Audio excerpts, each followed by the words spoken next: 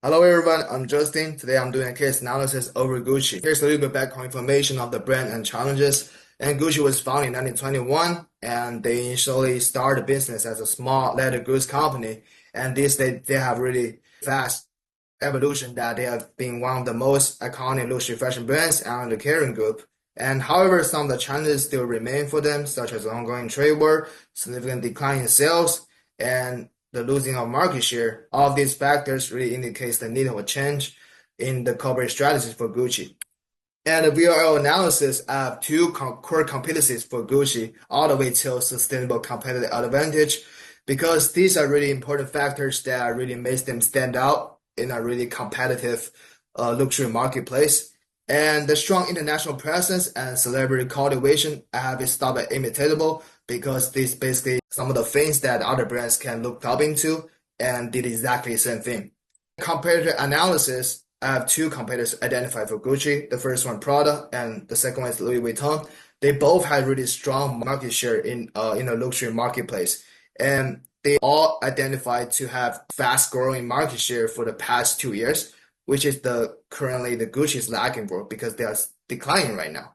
And the business model for them is like slightly different, but basically they are charging for premium pricing.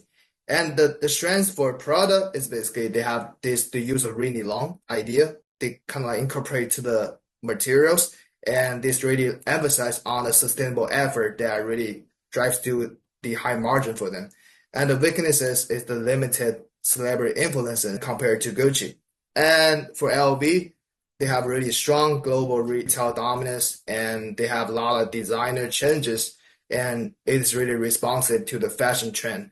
And the weaknesses for them is the product scarcity in store, and that's the thing is kind of like double-edged sword, and it might be a good thing to kind of incentivize the consumer, but it could be bad that the consumer is not happy about it. And the SWOT analysis is kind of the sum up I did for the VRL analysis. I'm gonna just talk about the weaknesses. The dilution of the brand image on the enormous collaborations is the thing that Gucci is really not doing good with it because they have a lot of collaboration with stuff like Disney and Hello Kitty or something like that. It's really not a thing that their consumer demographic is looking into.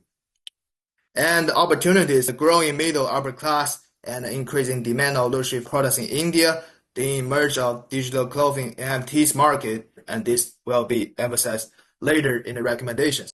So for the strategic recommendations, the first recommendation is that to enhance media and physical exposure.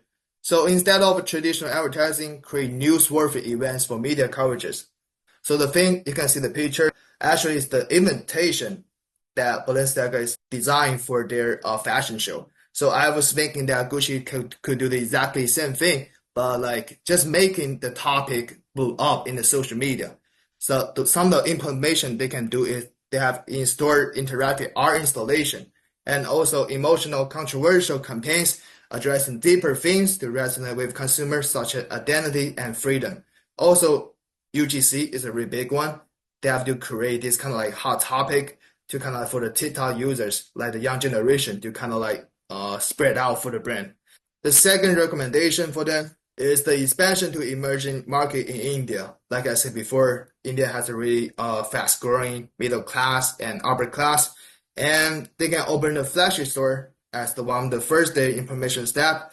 Also, the premium department store partnership, localization efforts is important one. Launch cultural festival campaigns. That's what really Indian people are really value for. And also tap into luxury wedding economy to customize wedding costume for them.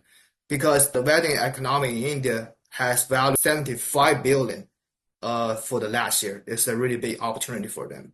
For the last recommendation, tap into NFT market.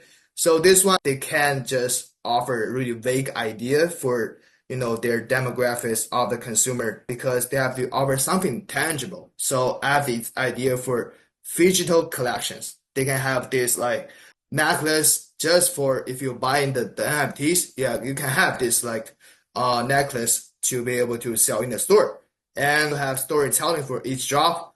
Important one, they have the control over scarcity to make it collecting valuable. Thank you.